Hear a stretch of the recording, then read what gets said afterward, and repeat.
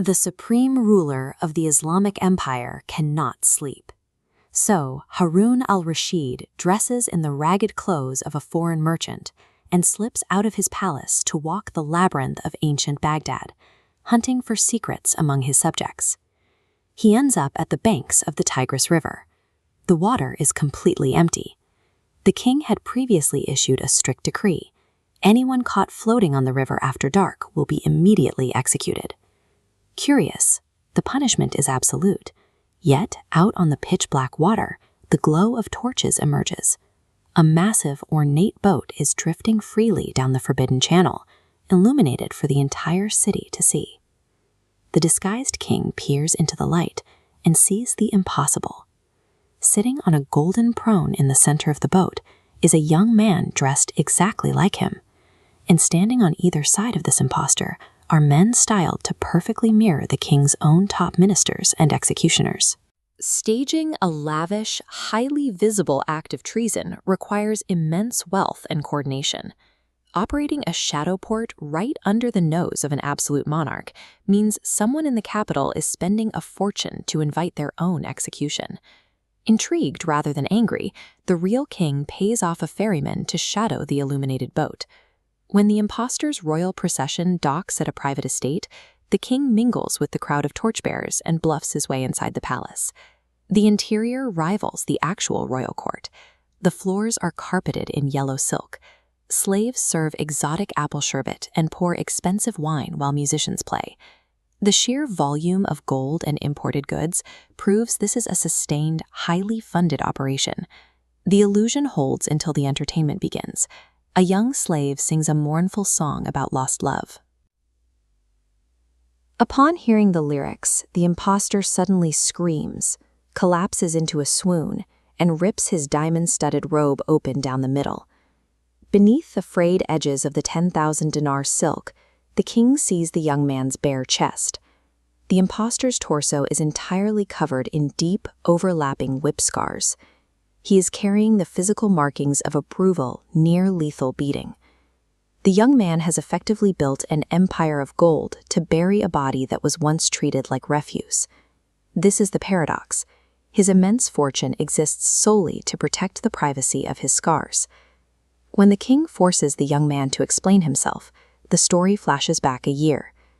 The impostor is actually Muhammad Ali, a wealthy, carefree civilian jeweler who inherited a massive fortune and a thriving business in the city markets. His life derailed when a mysterious woman entered his shop and demanded a 100,000 dinar necklace. Instead of paying, she used the transaction to lure him to her estate, effectively purchasing his total devotion and isolating him inside her private quarters for a month. Look at this network map. The wazir's sister occupies a node of extreme influence, placing the jeweler in the elite's crosshairs. Queen Zubaidah operates a rival node. To insult her rival, the queen summons the jeweler to her own palace. The young jeweler makes a catastrophic error. While his new wife is at the bathhouse, he breaks a solemn oath to stay in bed and follows the queen's agents. He thinks he is merely obliging a royal request, completely blind to the proxy war he has just escalated. In absolute monarchies, power struggles rarely harm the rulers themselves. The moment an ordinary citizen steps across the invisible battle lines of the elite, they absorb the kinetic energy of the conflict. The elite spar, and the civilian takes the hit. When the wazir's sister discovers the jeweler visited her enemy, her retaliation is immediate and disproportionate. She summons her chief eunuch, replaces his executioner's sword with a supple whip, and orders him to deliver 500 lashes to the jeweler's body. He is beaten until his flesh is shredded. His new wife then orders him thrown into the public street like a load of garbage. In a single afternoon, he loses his romance, his physical health, and his basic human dignity at the hands of the ruling class. Most citizens would seek quiet vengeance. The jeweler survives his wounds, but chooses a radical path. He liquidates his entire family empire, selling off storehouses, orchards, and gems to purchase 400 slaves, royal uniforms, and a massive riverboat. This flowchart tracks his psychological response. He starts at severe trauma. To regain agency, he funnels every resource into an endless loop, the illusion of absolute control. By adopting borrowed majesty, he manually overrides profound feelings of powerlessness. For a year, he hires musicians, dresses slaves as executioners, and floats down the forbidden river. Acting out a fantasy of supreme authority every single night is the only mechanism he has to overwrite the memory of his ultimate humiliation. These treasonous voyages serve as a $1,000,000 prescription. For the jeweler, reenacting the role of the most powerful man on earth is a desperate attempt to medicate the memory of his own powerlessness. Back in the present, the jeweler finishes telling this story to his disguised guest. The next morning, Harun al-Rashid summons the jeweler to the actual royal court, reveals his true identity, and holds the absolute right to execute him for treason. Instead of reaching for the sword, the king chooses a different path. He listens. As this historical illustration shows, the king offers him a kerchief of immunity, shifting his role from a punitive executioner to an empathetic investigator.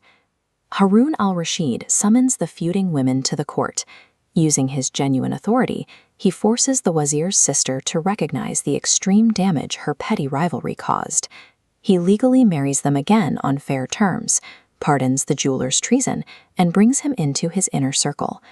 The women in the palace use their vast political power to break an innocent man over a minor social slight.